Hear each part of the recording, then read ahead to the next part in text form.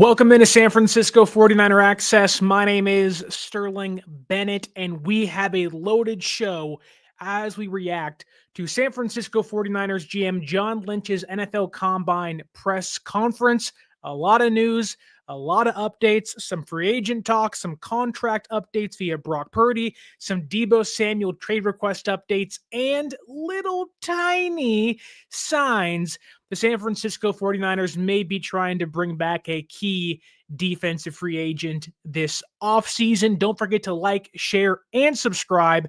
And let's dive into and react to John Lynch's NFL Combine press conference. And let's start at the very top, because amongst all the other things happening in the NFL this year, when you talk about the San Francisco 49ers, the one thing that comes to mind, the one topic that everybody's waiting with bated breath to figure itself out is Brock Purdy's eventual contract extension. Now, there really wasn't too much of an update here. However, we did get confirmation that John Lynch and the San Francisco 49ers have indeed begun contract extension talks with Brock Purdy, which shouldn't be much of a surprise.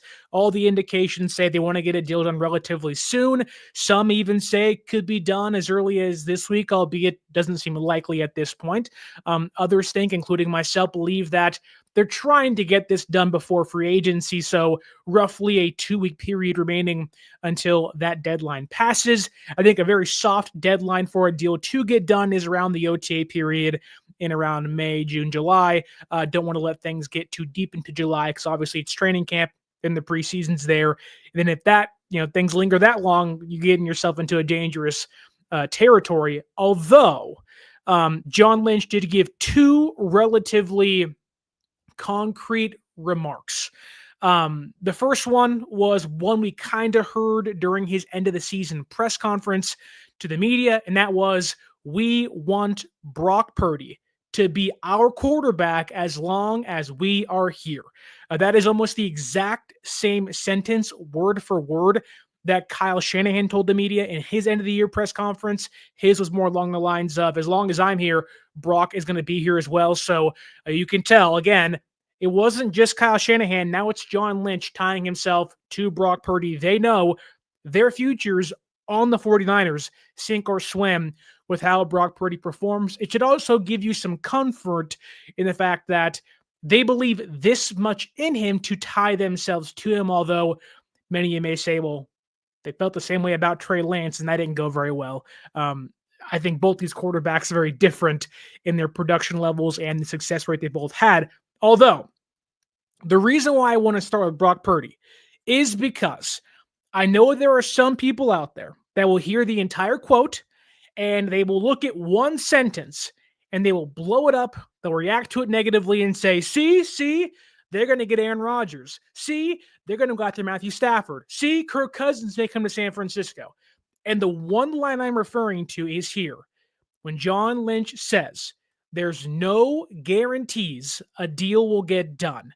Now, there's context behind that. He's referring to the timeline of wanting to get things done sooner than later. But I know some of you out there will say, well, that's indication as to the Niners not being sold on Brock Purdy, when it is the exact opposite. Everything they've said, besides that one sentence, which again needs context behind it, has been full bore. We believe in Brock Purdy.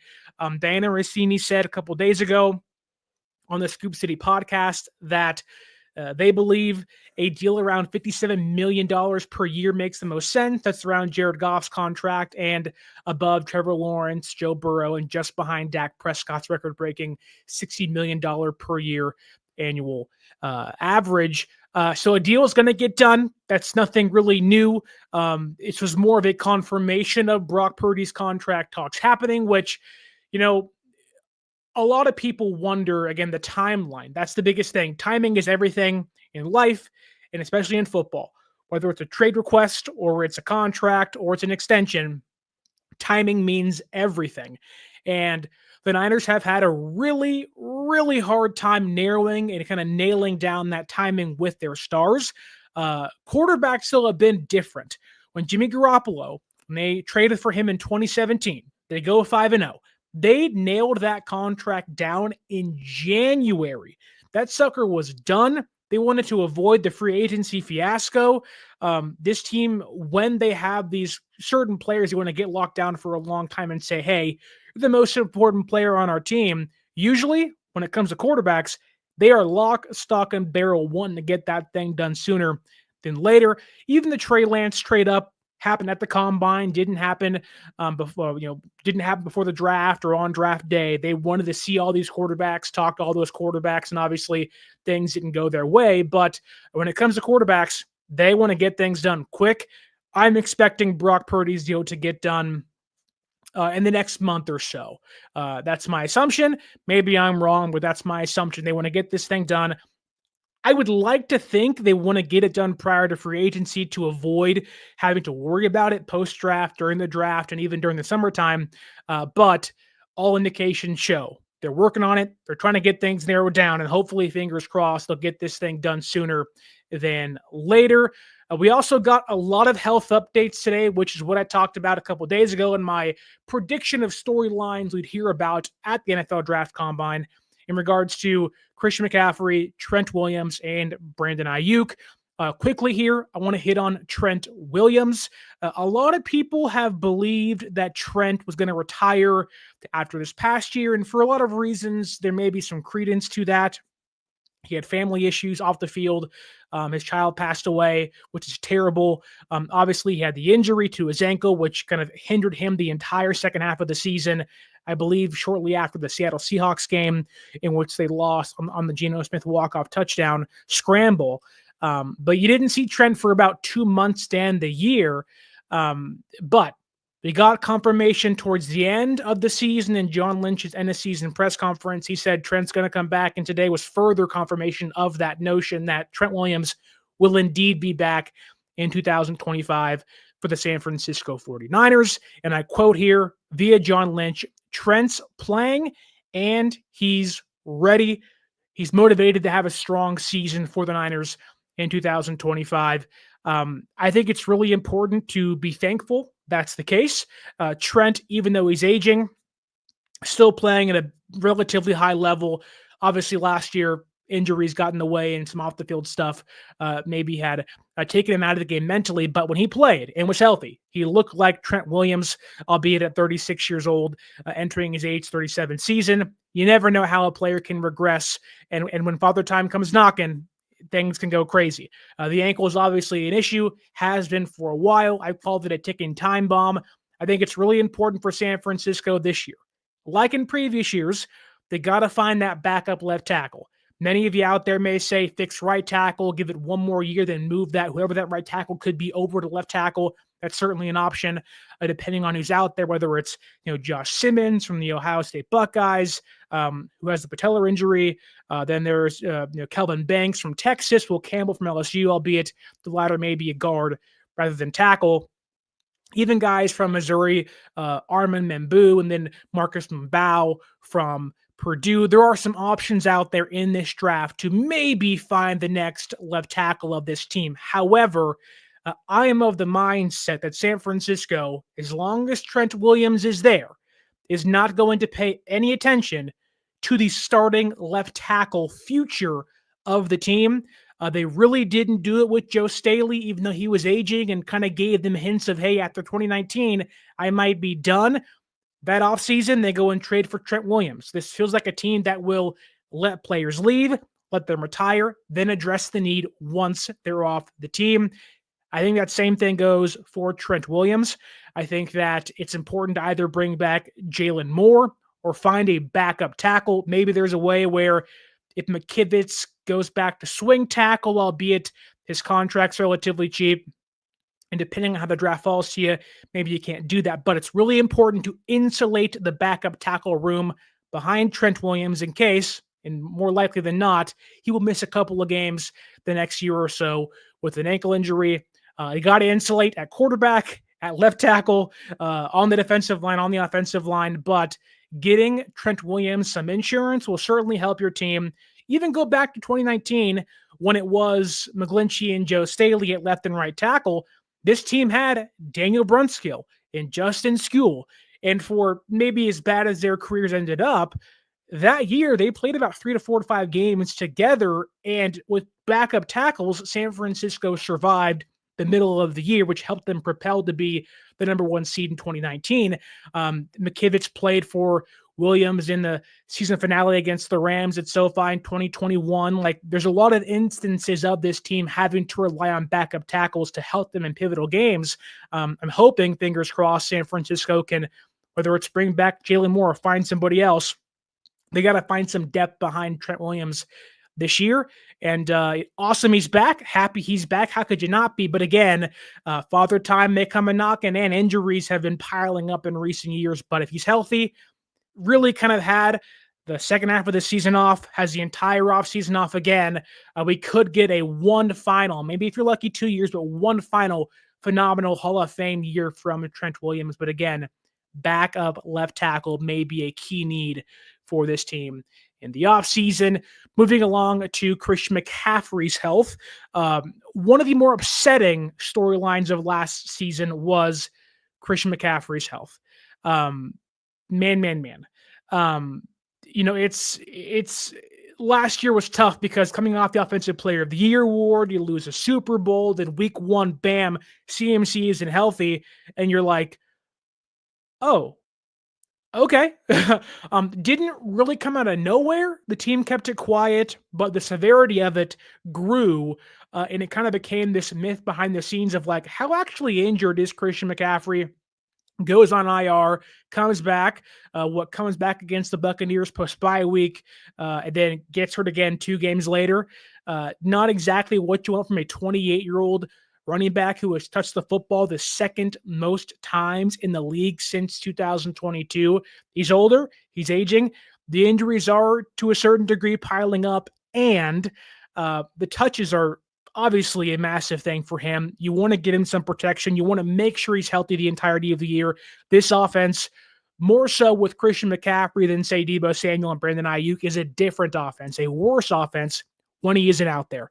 And I think getting the update we got today from John Lynch was great. We heard during the Super Bowl that from Christian McCaffrey's father, Ed McCaffrey, that CMC is going to be healthy, should be 100% soon. And according to John Lynch today, Christian McCaffrey is, and I quote, doing great, doing well, and even better news. John Lynch believes Christian McCaffrey will, at least in some parts, take some off-season program reps. It's great news, whether it's OTAs or training camp. You always want to see that for Christian McCaffrey. Take things slow. He added here at the end, we're listening to the medical experts. CMC had to go to Russia to get his Achilles and bilateral Achilles tendonitis fixed last year. You better listen to the doctors, John, please.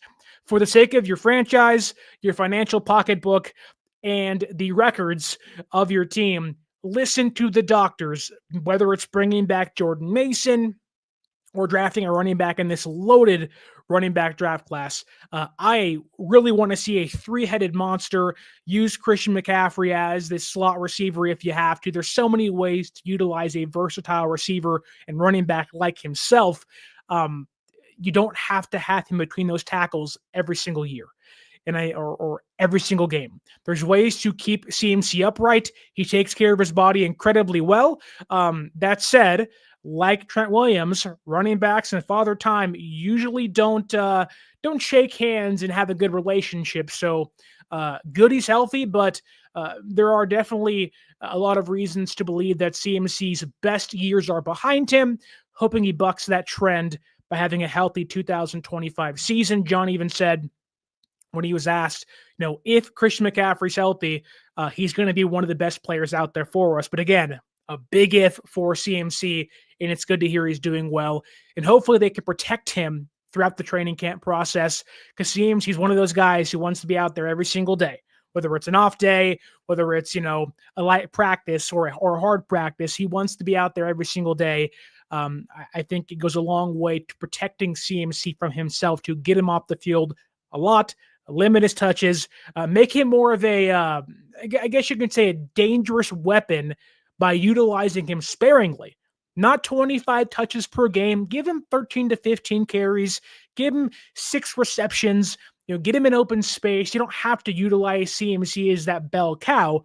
Utilize him as you utilize Deebo Samuel in the last couple years, right?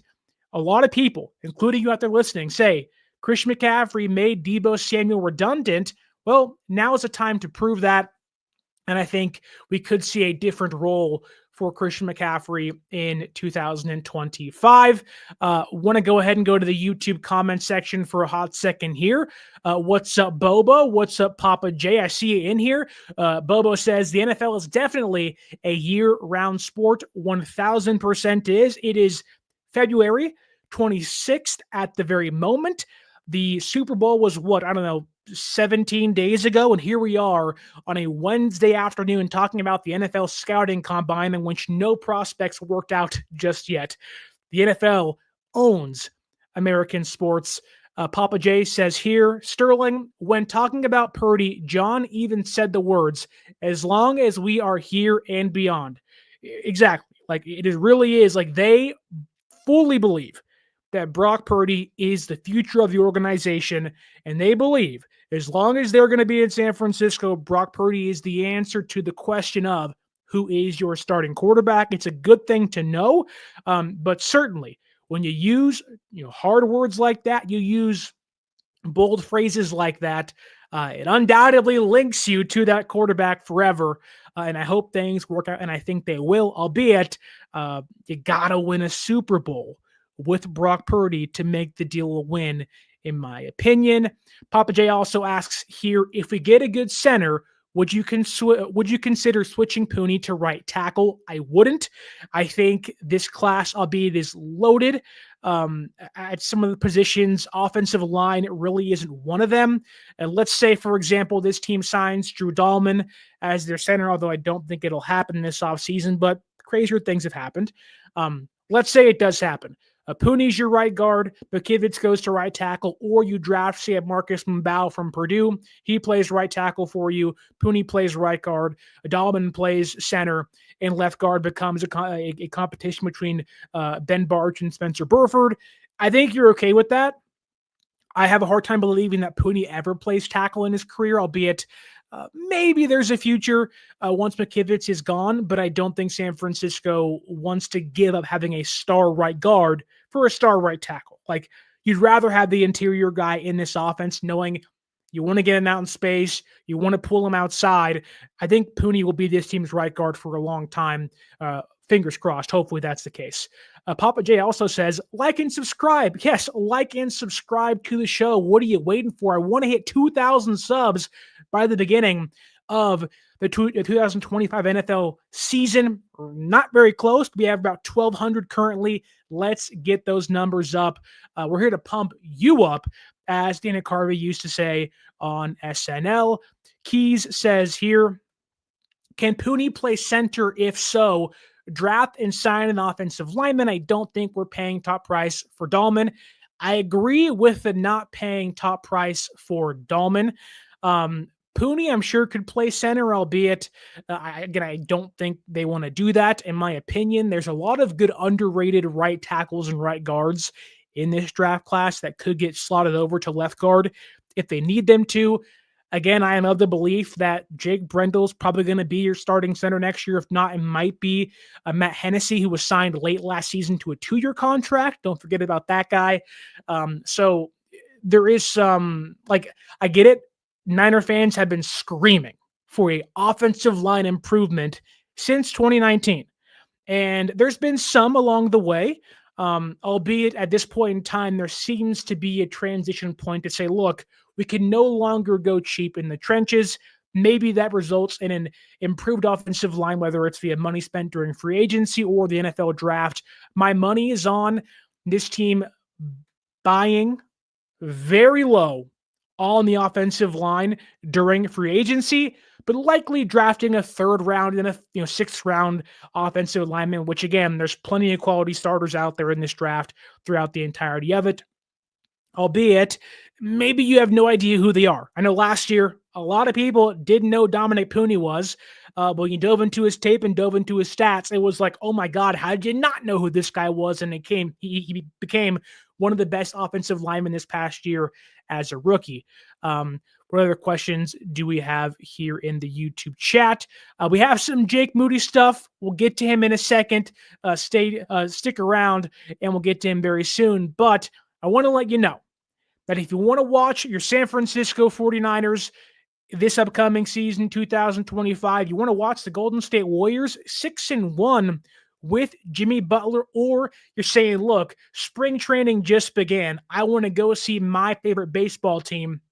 Go to SeatGeek.com and use our promo code 49ersaccess, 49ERSACCESS at SeatGeek.com and save yourself $20 off your first purchase. Moving along here on the reaction to John Lynch's Combine press conference reaction, we have to talk about Deebo Samuel, because Deebo Samuel has been one of the more polarizing figures on the San Francisco 49ers really since 2021. Had an incredible year then, obviously an All-Pro, gets paid a massive contract throughout the offseason trying to get there. A lot of bumps along the way, an official trade request. He had a weird YouTube documentary of his time trying to get paid. Then after getting paid, had a really bad 2022. Bounced back somewhat in 2023, and then 2024 was also really bad. Again, the worst year of his entire career. Now he wants out. We are living in the aftermath of that official trade request that happened shortly after the season was over during exit interviews. And for the first time since then, John Lynch has addressed Deebo Samuel's trade request. When he was asked about it, he said, Deebo Samuel asked for a fresh start. We are going to honor that. When further pressed, he said everything is good, but at some point time happens. It probably makes sense, so we're at least allowing him to look at trades. Yeah, what else can you say? He asked for a trade. We were probably going to cut him anyways. So sure, see if you can get us some draft pick compensation in return. Albeit, John Lynch, for as much as I love the guy, for a Catholic like himself, sometimes he's a liar. Because he said there was also significant interest in trading for Deebo Samuel from other teams. Now, I want to clarify what I'm about to say. Yes, there are plenty of teams that see a player like Deebo Samuel on the market and say, what can he do for my offense? Imagine him in Denver, in Carolina, in Baltimore, on Washington. A lot of teams like the idea of acquiring a player like Deebo Samuel. However, this idea that teams are showing significant interest in trading for Deebo Samuel seems like one of the most far-fetched ideas out there. Because what team wants to pay Deebo Samuel on the contract he's currently owed? Very little of them want to pay Deebo that contract. Very little of them want to give up top-end draft pick compensation, which, funny enough, leads me to the next thing John Lynch had to say about Deebo Samuel's future with the team. So, okay, they acknowledged he asked for a trade. They're going to honor that trade request. However, when he was asked about potentially Deebo Samuel returning to San Francisco in 2025, guess what John Lynch had to say? Very short quote. He said, there's always a scenario. And when I heard that, I said, wow. Yes, it is coach speak. Yes, it is simply just, look, I have to protect myself. I don't want to close that door in case something crazy happens, which led me to connect the dots of a previous example of this happening with the San Francisco 49ers and one of their premier, or at the time, star players, that being Jimmy Garoppolo in 2022. A couple of years ago, don't forget, San Francisco 49ers draft Trey Lance. He sits behind Jimmy for a year. The next year in 2022, they say, great, Jimmy's going to be gone. He has a shoulder injury. We're going to trade him. It's Trey Lance's team. They go out there and they draft Brock Purdy. They bring in Nate Sudfeld. Okay, all the signs are pointing to Jimmy Garoppolo being gone. I was at the facility. I was working the day they reworked Jimmy Garoppolo's contract to bring him back. I was there when Jimmy Garoppolo was out there on the side field throwing to water boys and just random strangers, and you're like, this is uncomfortable. This is awkward. He's in meetings, but he's not really part of the team. And I think a lot of that, while not exactly translatable and comparable to what Deebo's going through, but San Francisco had every intention of trading away Jimmy Garoppolo during the 2022 offseason. The same way San Francisco has every intention of trading away Deebo Samuel this offseason in the next month or so before his bonus hits the books on March 22nd. Now, I thought John Lynch is keeping the door open somewhat just in case. Very similar to what happened with Jimmy Garoppolo. With Jimmy G at the time, San Francisco played this thing fickle, had a hard asking price of a first or second round draft pick. Nobody offered that. It led to Jimmy Garoppolo coming back and riding the bench for a couple games before Trey Lance got injured. So I ask you and myself the question. Let's say San Francisco doesn't get the trade offers they want for Deebo Samuel. Let's say that the only offers they get are 7th round draft picks and 6th round draft picks, and they're like, nope, we are firm that the asking price is at least a 3rd round draft pick. And Jed York says, $15 million, the roster bonus means nothing to me. Is there a way San Francisco plays the extreme version of hardball and says, hey, Deebo Samuel, go on the side field, deal with that? I'm not saying I would do that. I would say, get the hell off my team. I don't want you as a distraction. Deebo Samuel feels like one of those players that would cause a distraction, unlike Jimmy Garoppolo. Deebo Samuel feels like one of those players that Jimmy could be out there on the side field. Deebo Samuel would be out on the side field dancing with the boom box. Like, it'd be uncomfortable, even more uncomfortable than the Jimmy Garoppolo situation. But San Francisco doesn't mind uncomfortable. And I wonder if they view a draft pick compensation or Deebo Samuel being on the team more than that $15 million off the books. Again, I wouldn't do that. I'd cut him right now if I could. Move on or trade him for whatever. You want to get a low budget, who cares player? Do it. I do wonder, though, just using Lynch's words to, make a bigger conversation here. I do wonder if we can maybe compare the Jimmy Garoppolo wannabe trade in 2022, the uncomfortable, situation that was on the side field, to what Deebo Samuel's going through now. He can want out. The team never has to abide by that, never has to, make a deal get done. They can get really crappy offers and say, you know what? Whatever. We'll just keep him for one more year and see what he can do. There's a real conversation to be had that while the team may be done with Deebo Samuel, and I think they're going to release him eventually, but as things progress, say the offseason doesn't go their way for the first 10 days of free agency, you never know what can happen in the NFL. And it wouldn't be shocked if Kyle Shanahan's like, oh, Deebo Samuel, you're my boy. I want to make sure he's back next year, albeit I don't see it happening. But I do think maybe on the off chance there could be something there with comparing Jimmy Garoppolo's 2022 situation to Deebo Samuel, where he's at now. We have a question here from Papa J saying, what's the minimum you would take for Deebo Samuel if you are the 49ers? Okay, so the asking price, I'm sure, is a 2nd round pick or a 4th round pick. I'm sure I'm sure they want that for him. If it was me, anything. I don't care what it is. You can give me Simba Webster, the former punt and kick returner for this team out of Antioch High School or from Deer Valley High School.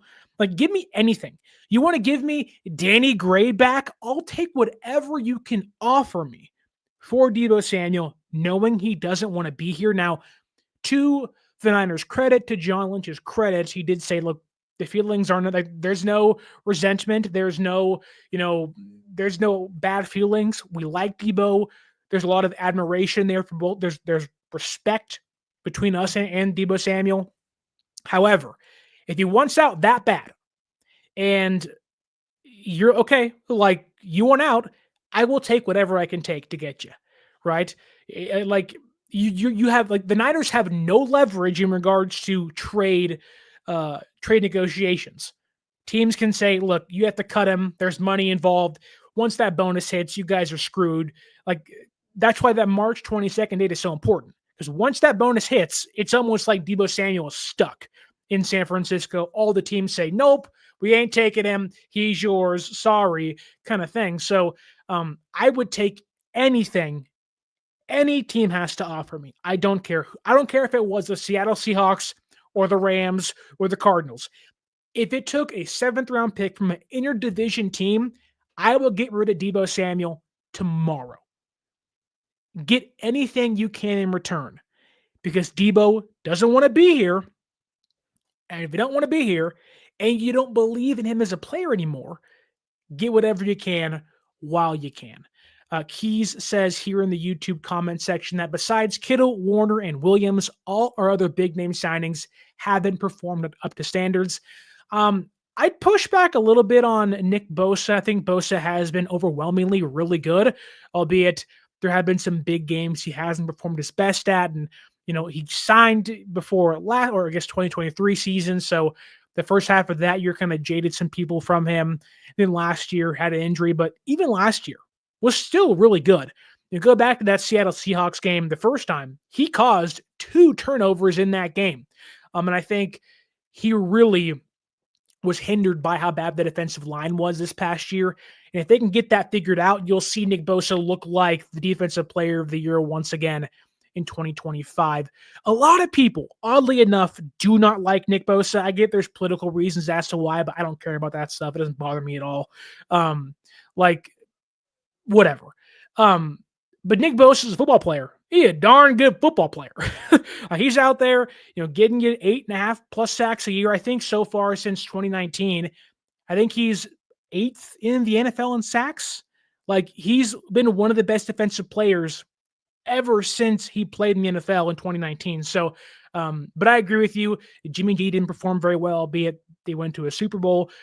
Maybe you can put Jimmy Ward in that conversation. Not even argue Charvarius Ward had 2 really good years in San Francisco.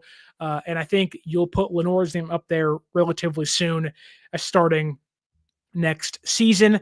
Moving along here on the notes I want to talk about Brian Griese. Very small update here.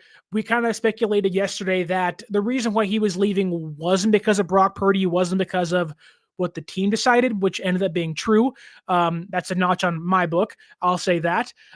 He had family reasons as to why he stepped away, which makes sense. According to John Lynch, Griese turned down the Jets head coaching interview, although the team said, take it, like go get a head coaching job. He said, nope, I don't want to coach anymore.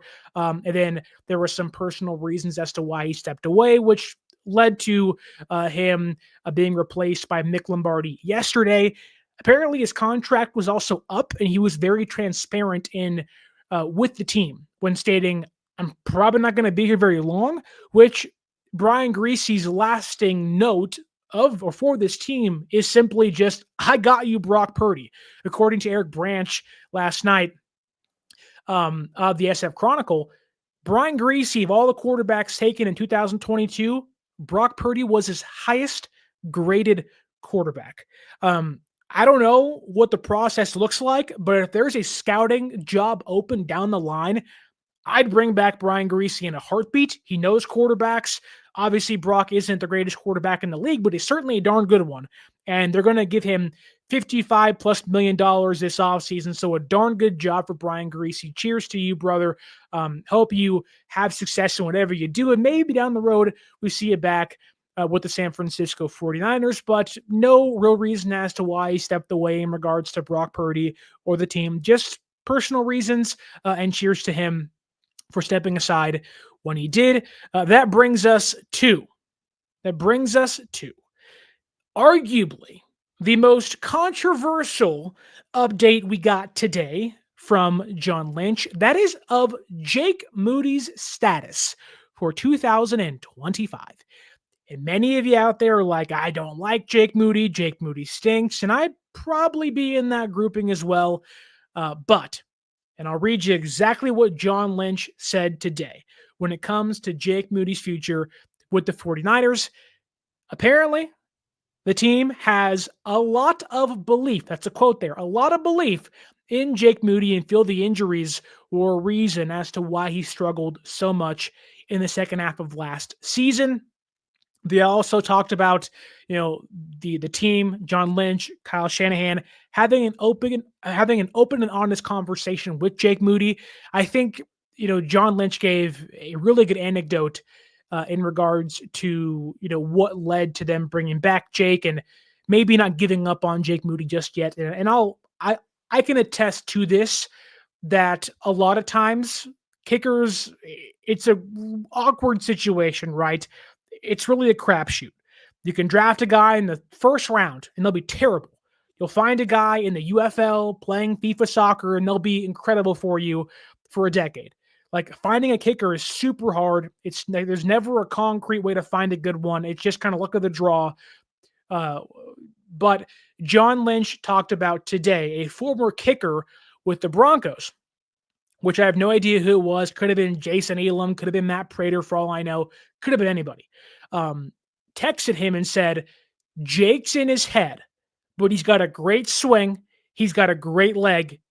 If you can get him out of his own head, there's a bright future ahead for him.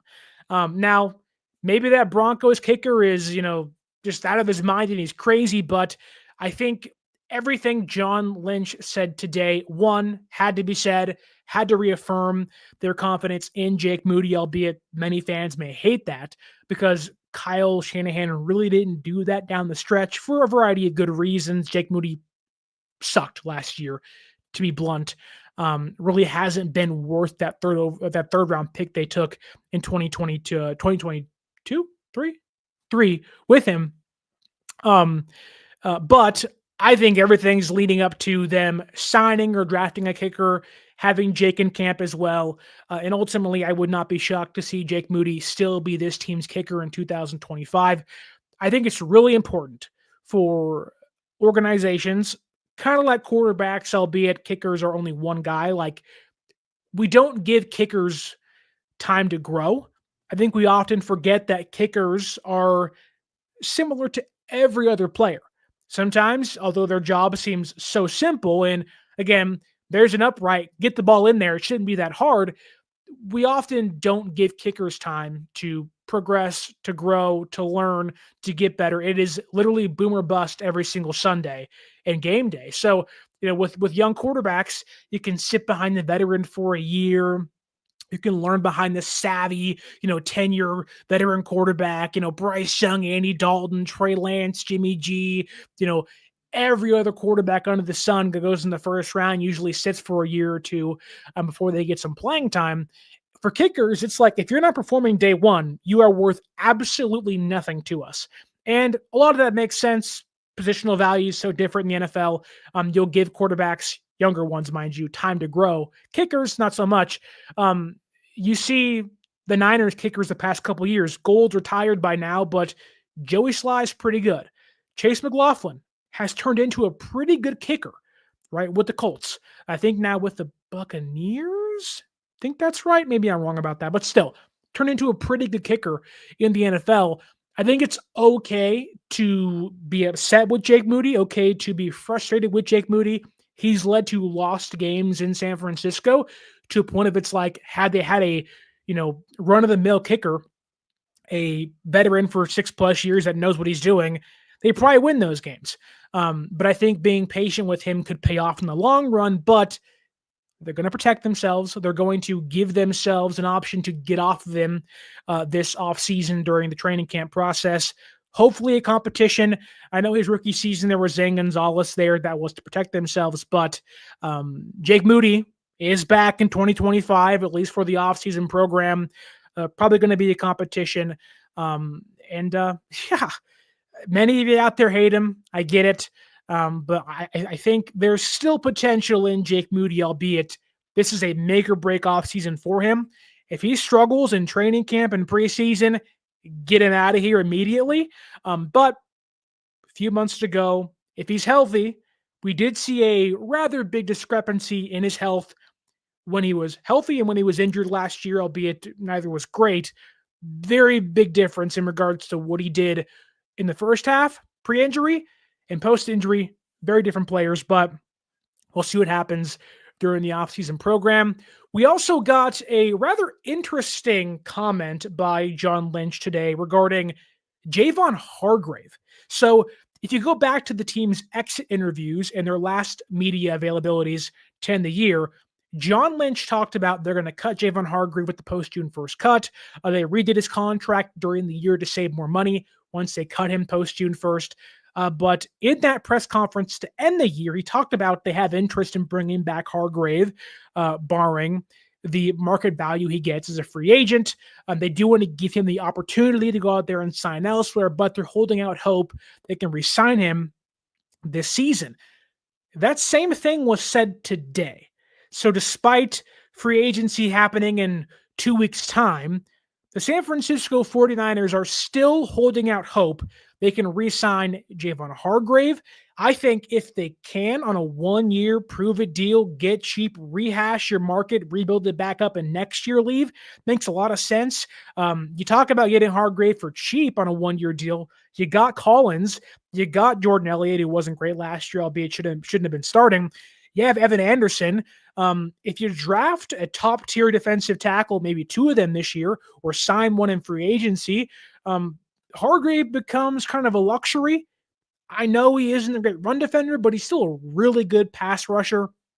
I think he would give them more flexibility, although I don't think he re-signs. I really would not be shocked to see Hargrave come back to San Francisco with Robert Saleh, have his real first defensive front-minded defensive coordinator in San Francisco and say, look, I've seen what you've done with Buckner and Armstead.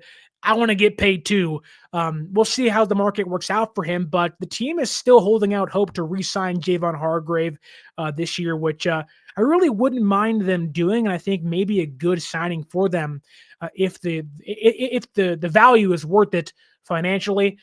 Moving along here to some prospects San Francisco has met with so far at the Combine. I'm sure there's more than this, but we have 4 top-tier defensive line prospects the San Francisco 49ers have talked to formally at the NFL Combine. Now, personally, I don't really care about Combine meetings. They mean nothing to me because you get 45 of them. And a lot of the time it's weeding out certain players, asking, talking to players face to face who have maybe some character concerns, a la Mike Green, who had sexual assault charges against him in high school and college, albeit there may be some more nuances to that than we actually know about, according to Green himself. But I care more about top 30 interviews, top 30 visits. This is very different. This is simply just, let's sit in a room, let's talk tape for 20 minutes and move on, right? But it does give you an idea as to where San Francisco's mindset may be before they get into narrowing down their draft board into draftable players and undraftable players come April's draft in Green Bay, Wisconsin. This year, at the Combine thus far, the San Francisco 49ers have talked to Indiana defensive tackle CJ West. They've talked to Tennessee edge rusher James Pierce. That's a first-round talent. Many people's number 2 edge rusher in this class. And if San Francisco is like myself and have taken Mike Green off their board, James Pierce could be that pick at number 11. If they bring back Javon Hargrave and sign somebody else in free agency, James Pierce could very easily be that pick at number 11 and give Nick Bosa that freak athlete opposite him in the edge rushing room. They also talked to Nick Scorton, Texas A&M edge rusher, more of a second-round pick, third-round pick in my eyes. We'll see how that goes for him, but not as freaky of an athlete, not as bendy as Pierce would be, but you can see where their eyes are trending to the edge rushing group. But we got the big swing today. This is what I want to get into for a hot second here. According to Matt Mayoko, Ole Miss defensive tackle Walter Nolan revealed he had a formal interview with the San Francisco 49ers. And when I say you should be up in your church pews clapping, singing hallelujah, the San Francisco 49ers may have their eyes on defensive tackle and stud Walter Nolan to maybe be this team's next interior defensive tackle that has a good run defense, an excellent pass rush, a little smaller, underweight, but can also play the inside and outside and give Saleh the versatility he likes from his DTs. I was jumping for joy. I was like, if Mike Green's off the board, it is Walter Nolan or bust for me. If he's on the board when San Francisco picks, very different prospect from Kenneth Grant and Mason Graham, the Michigan guys at DT, but I really like Walter Nolan. He said himself he's a Niner fan. He grew up watching Patrick Willis, who went to Ole Miss as well. So there is some connections there in regards to a young defensive player at Ole Miss who likes San Francisco, comes here. I mean, Willis is a Hall of Famer now, so there is some connections there.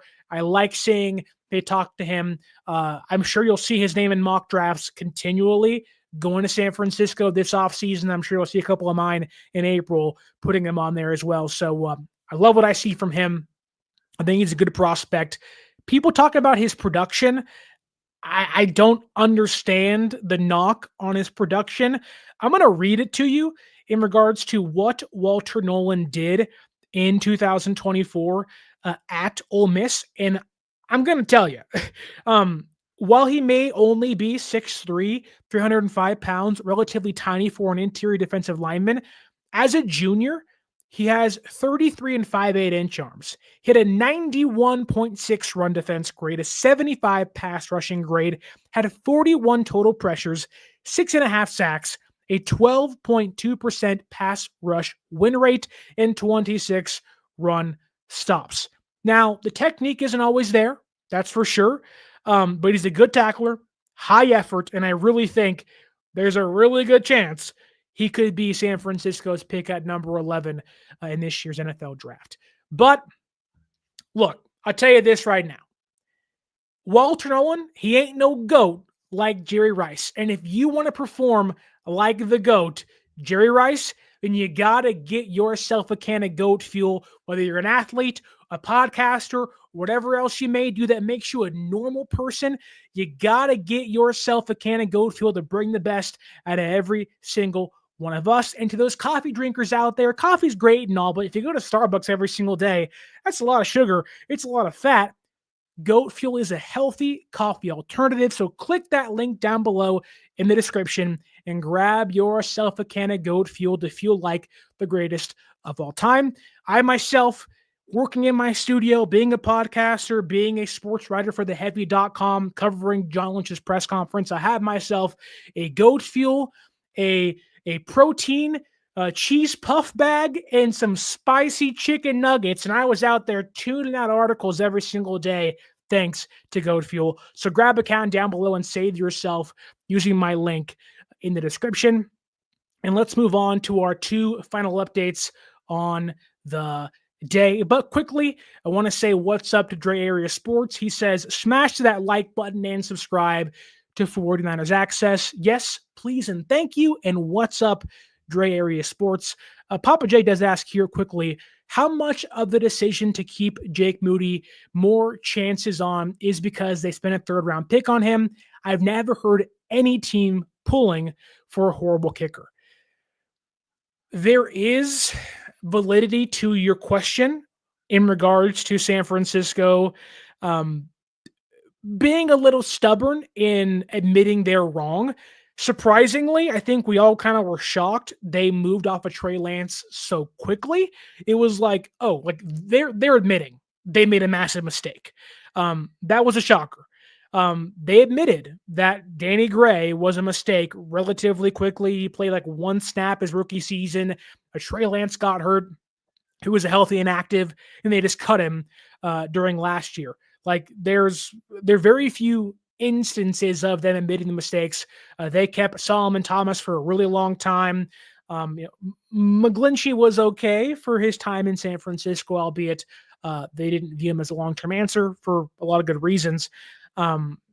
They also kept a lot of players over the years that had no business being here and were pushed down the depth chart by younger and more exciting players. Jake Moody, albeit plays kicker, so maybe there is some discrepancy there. But I do think you are right, Papa J, that there is a lot of validity to the fact that San Francisco may say, oh, yeah, third-round pick kicker would look really bad after 2 years if he's gone. Because that was a luxury pick. You reached for a player you probably didn't have to reach for. So they are being stubborn, but I do think the door is open to moving off of him if he struggles this offseason. I would not be shocked to see San Francisco pay for a free agent kicker or draft somebody else or sign a UDFA because they got to find somebody else. If Jake struggles and is costing you games, he's got to go. But I do think you're right, Papa J, that there is certainly some stubbornness on the Niners' behalf to say, crap, we made a massive mistake drafting Jake Moody at pick 102 in 2023's draft. Like, you got Jair Brown. That was a great pick, or at least a good pick so far. Jake Moody, though, just yikes. Moving along to one of the other decisions, according to reports, that San Francisco regrets, that is signing Brandon Aiyuk to a $30 million per year contract. Aiyuk gets a lot of hate for how he handled things last year. A lot of reports saying that the way he went about things last year in the offseason rubbed a lot of people in the room the wrong way, which I understand. But this year, a lot of the talk around him is his health. Is he healthy? When will he come back to the team? What's his timetable on his return? And according to John Lynch, he had made no declarations, gave no timetable on when Brandon Aiyuk will return from his knee injury that he suffered in October last year. I think a lot of the reasons as to why San Francisco regrets signing him is because, yes, his antics during the negotiations and how fickle he was, and admittedly himself making things harder than they should have been.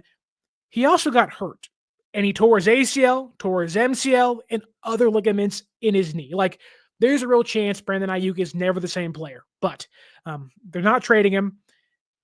However, according to John Lynch, he says Brandon Aiyuk is doing well, and he has a benchmark check coming up soon with doctors that'll give the team a better idea as to how far along Aiyuk is in his recovery. He also added the fact that Aiyuk is kind of an insane athlete. Those guys usually heal faster than others. So he's believing that Aiyuk will heal at a faster rate than maybe others would that aren't as of a high athlete as himself. So somewhat of a good news there from Brandon Aiyuk, albeit maybe more of a concern, which might make me believe this team is probably going to draft a receiver again. I really would not be surprised if third round comes around and receiver becomes the new third round running back this year. Maybe a Pat Bryant from Illinois, maybe a Brew McCoy from, I think it's Tennessee. There's a lot of good receivers. Maybe they go Jalen Royals from Utah State. There are a lot of options out there that could make some sense, and I think San Francisco has to find somebody, whether it's a free agent, to at least hold them over. But I also believe that there really may be some concerns. Aiyuk is never the same. So the receiver has become not a primary need, but kind of a supplemental need for them, where you're not going to go first and second round, but late day 2 draft pick could make some sense as a receiver. John Lynch also did address trade rumors, though, that were sparked by Diana Rossini when she said that some teams are poking around to see if San Francisco would trade Brandon Aiyuk, and he says basically, yep, that happens at this time every single year. Whether it is Aiyuk or other players, there's always teams asking questions as to will you or will you not trade a certain player, but he didn't go any further into that. However, he did shift that conversation to a very different topic. When asked about Brandon Aiyuk's potential trade, this, that, and the other, Lynch was like, yep, moved on to talking about the team needing to get younger. And I think right there is a very big indicator. They want to use all their picks, 8, 9, 10 of them, whatever they finish with, they view this year. And he said it himself. They want to replicate what they did last year. They found Pearsall, Guerendo, Mustafa, Renardo Green, Dominic Pooney, 5 guys you believe can be either starters or key contributors for you in the future. And you want to have instant starters, you want to have instant impact players. John Lynch essentially told you what they're doing this offseason. They want to get younger. They want instant impact players to help bring forth this new generation of Niner stars. He didn't even want to get into Aiyuk trades. He was like, look, we have to get younger, more durable, and faster, exciting. And this year's draft class needs to mirror what last year's draft class did for us in getting instant impact players. So I think right there, in all the kerfuffle, if you will, of these answers he gives, all the smoke and fire and whatever you're going to see this offseason, John Lynch told you right there, they view this draft class as one of the most important of their regimes. They realize they got to get younger, they got to get faster, they got to get stronger, and they have to find instant impact players to help them this year. I would not be surprised if you see this team go a very similar route as how they did last year, getting 5, 6-year collegiate players, guys they know are more proven, that yes, have high upside still, but no, on day one, are likely going to be starting caliber for them in 2025. Moving along to the final update of the day, and that comes from Dre Greenlaw. Yes, we have a Dre Greenlaw update. I know a lot is made of, will he come back? Will he not come back? A lot of conflicting reports as to what the team views him as to what Dre Greenlaw wants, whether he wants to be the guy, wear the green dot on a different defense. Barrows and Mayoko and Kawakami, and they all kind of go back and forth stating different things. And one of those guys will be right. Maybe they're all going to be wrong. But according to John Lynch, for those out there that are saying, you got to bring back Dre Greenlaw, John Lynch has stated today the San Francisco 49ers have had talks with Dre Greenlaw on re-signing him this season. The hope is that they can get a deal done before free agency, although Lynch adds Greenlaw may test the open market first. I think the Niners need to, if they want to get a deal done with Dre Greenlaw, get a deal done before free agency. There is some credence to the idea that letting him test the market and getting a more accurate value of what his worth may be may help San Francisco in the long run. Maybe he overvalues himself, and teams may say, we're going to give you $6 million. San Francisco says, we'll give you 6 in incentives, which I think could help San Francisco. But San Francisco just got that $7 million increase because the cap went up about $7 million. I really could see San Francisco utilizing that money, getting a deal with Greenlaw done relatively soon, or at least trying to push for one in the next 2 weeks or so. So there could be some updates. Ben Barch already signed. We could very easily see Dre Greenlaw re-sign, and I think him coming back would kind of set San Francisco up for a very busy and active offseason.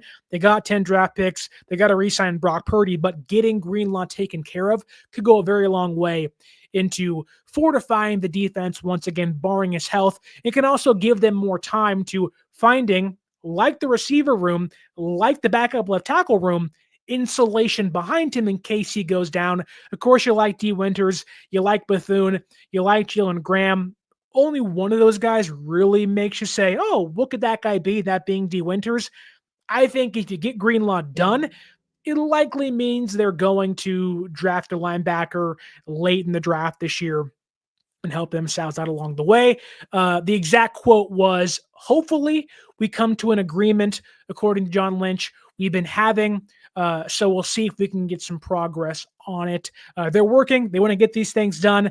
It feels like San Francisco is trying to build their depth up, get those 1-year deals out of the way first before free agency hits. And then once free agency hits, can maybe go big fish shopping, barring what the market dictates. But I think if you lose Deebo Samuel, you got to bring back Dre Greenlaw. You just don't want to lose the energy. Even if Dre isn't healthy, he brings something to your defense in the room. Even if he can only play on certain downs, he brings something else. He brings energy. We talk about boombox guys, albeit he isn't one of those dudes. He's one of those players that just say, hey, emotionally, lead me on defense, and Greenlaw does that for this team. So there is more of a need, in my opinion, to bring back Dre Greenlaw than Deebo Samuel. Like Greenlaw, albeit has the injury, I think there's more upside to re-signing Greenlaw than trying to work things out in a way with Deebo Samuel this offseason. We have some questions here. First off, Rick Diaz says this: good evening, my friend, coming from Chicago. It's 5:34 in the evening in Chi-Town. Would you believe this? Where I live, and I'm a Niner fan, so far away from you guys. How are you, my friend? Rick, I'm doing phenomenal. It's relatively good weather out here in Hesperia, California. It's starting to get a little warmer. I'm out there sunbathing, working from home, feeling good. Hopefully the weather's out there is good in Chicago as well. A great one, 765 says Savion Williams from TCU being the third-round receiver San Francisco may take. He is wildly heralded as the next Deebo Samuel in this draft class. I talked about him earlier during a previous show. If Kyle wants to have that gadget guy, Savion Williams could be that. Squats 600 plus pounds, benches around 350. It's incredible what Williams can do, albeit very much like Deebo, not a separator and kind of a running back. But again, Deebo was great in San Francisco for about 2 to 3 seasons, so maybe Kyle Shanahan sees him the exact same way. Papa J asks here, do you think that maybe we are underlooking the receiver position considering that Juwan Jennings may be our only elite receiver? First off, I don't think Juwan Jennings, for as good as he is elite. I think he's really good, but doesn't separate. He's more of a big slot receiver, contested catch guy, a very valuable player, mind you. Don't get me wrong.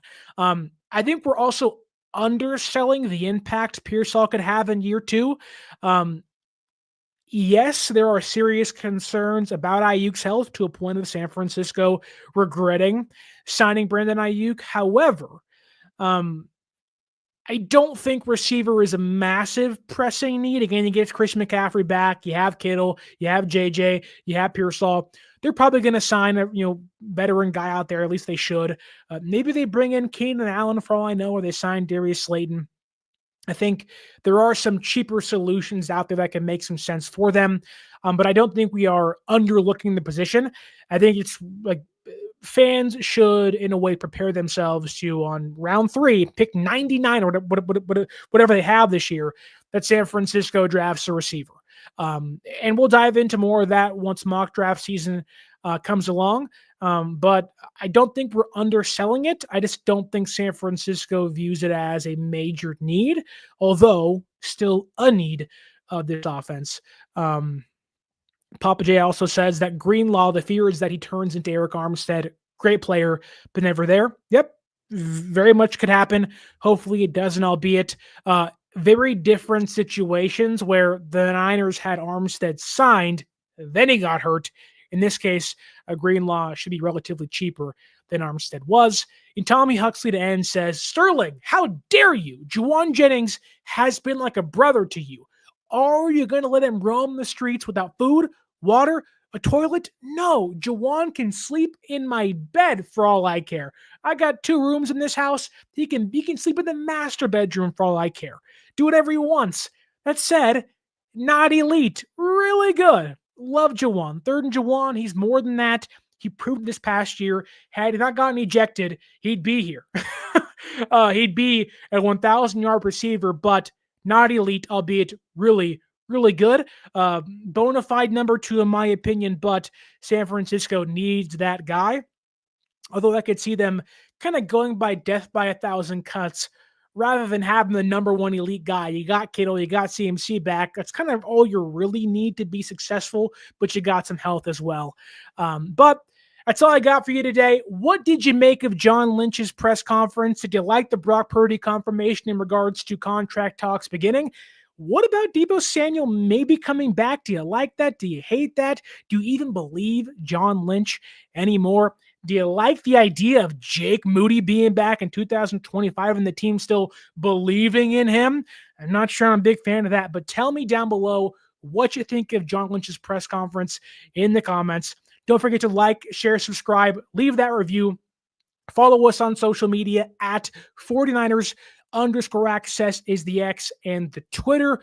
49ers.access is the Instagram. And if you want to see any sports team play, MLB, NFL, NBA, you want to go to a concert this year, go to SeatGeek.com and use our promo code 49ersaccess, 49 ERSACCESS at SeatGeek.com and save yourself $20 off your first purchase. And if you want to perform like the GOAT, grab yourself a can of GOAT fuel down below and save yourself 10% off your first purchase by using that link in the description. I want to thank Papa J, Bobo, Tommy Huxley, the great one, 765, Rick Diaz, Dre Area Sports, and so many more of you in the YouTube comments. Keys, don't want to forget you, JD Durham as well. Thank you so much. Don't forget to like, share, subscribe on the audio podcasting platforms. Give us that 5-star review. It's the cheapest, freest, and easiest way to help the podcast grow. And as always, my name is Sterling Bennett. And until next time, as always, stay faithful.